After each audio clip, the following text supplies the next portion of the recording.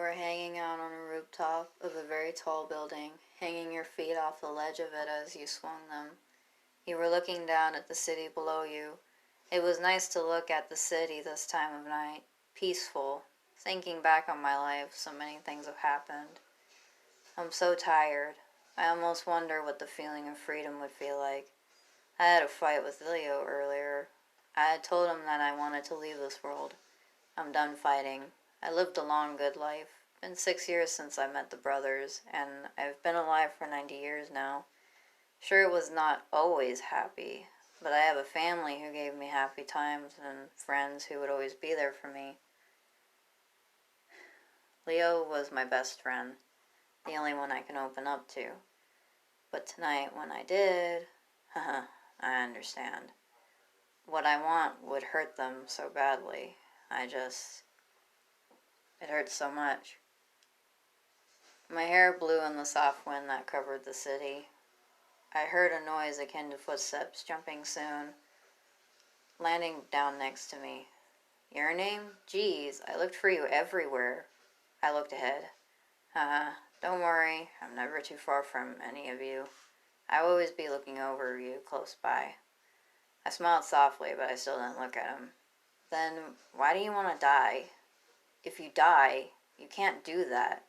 His anger was very loud in his voice, but I'm not one to scare easy, and he knows that. I always will, no matter where the world may bring me. I turned then and gave him a serious yet calming expression. He deflated them, but he still had a hint of anger. I don't want to die, Bluebird. I said his nickname in good faith. Then what do you want then? How hard is it? You know how hard it is to hear your best friend not want to be here anymore? He looked away and sat down next to me. I want peace. I want freedom. But honestly, Bluebird, I can never have that even if I leave this world. You know, I'll just be reborn and come back, I said, and looked at a mother with her child, and I sighed. Your name, look, the lilies are growing in full bloom. I'm so happy you get to see them. This is your first time, right? Always smile for me, please. I want to see you happy, not sad. I jumped as Leo laid a hand on my shoulder. I gasped and looked over, like with the deer in the headlights look. Hey, I don't know where you went, but you're not there. This is now, not then, he said with a serious expression. I blinked and smiled. Yeah, I know. I looked away. If you know you'll come back, then why go with this whole thing then? Do you want to forget me? Do you not like me anymore? I looked back quickly at him, wide-eyed like, what? No, why would you think that? Of course I like you. Hell, fuck, I more than like you, they yelled. Then they grabbed his shoulder, shaking him. If you more than like me, he grabbed their arms and pulled them into a hug, wrapping his arms around their neck. Then stay for me. Fight for me. I don't want to lose you. You're my best friend, and I love you. I know you had a hard life before you met us, and you relive it a lot. It's hard when you're right next to me, but your eyes see elsewhere and your mind in another place. But if the world becomes too much, look at me and only me. I'm not letting you go. I'm gonna fight for you and get you through this. Fuck, if you need me to be near you all the time, then fine, I'll move into your room at your house. The others will understand. Your name grabbed Leo by the arm and hit into his shoulder. You know why they want you here just as much as me? Your family still needs you, no matter how much you may think that they don't need you anymore. He petted their hair. I love you. Your name hugged him around the waist as tears ran down their cheeks. I love you. He kept saying it like a mantra. I don't want to forget anything. Anyone, you, but I'm scared. I'm going to lose all of you someday, and I'll be alone by the time it's over. They sobbed quietly. I know. I don't want to think about it either. But you can't give up now.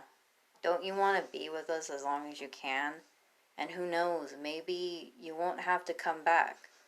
Who says you have to stay? They sniffed. I don't know. It's just what I've been told. Then how can you even know for sure? They looked away, and they rubbed their nose. I suppose you're right. They have lied to me before. Maybe. Leo smiled. Well then, I guess you're right, but I feel so lost, and I can't help but feel this way. They sighed, lifting up. Leo rubbed away the tears. We'll figure it out together, and check out what they said if it's true. You have us to get you through this. That's what family's for, he said, holding their hand. And I do love you, he said, blushing. I know, you said it quite a lot. They laughed, smiling.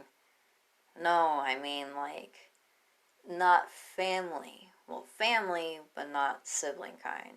You know, I want to hold your hand. I want to hug you, kiss you. He looked down and smiled funny like. Your name blinked and blushed brightly, laughing. Oh, that's what you meant. I know they kissed him quickly. It's not dumb. I love you too, Leo. It's always been you. They held his hand. Wait, how come you never told me? Leo gave him a knowing look. He shut up. That's what I thought. Come on, let's go home. They stood over him, offering a hand. He took it, and they pulled him up, straddling him and grinning. Gotta take my princess home before he gets taken from me. They kissed him again, and he laughed loudly, as so did they.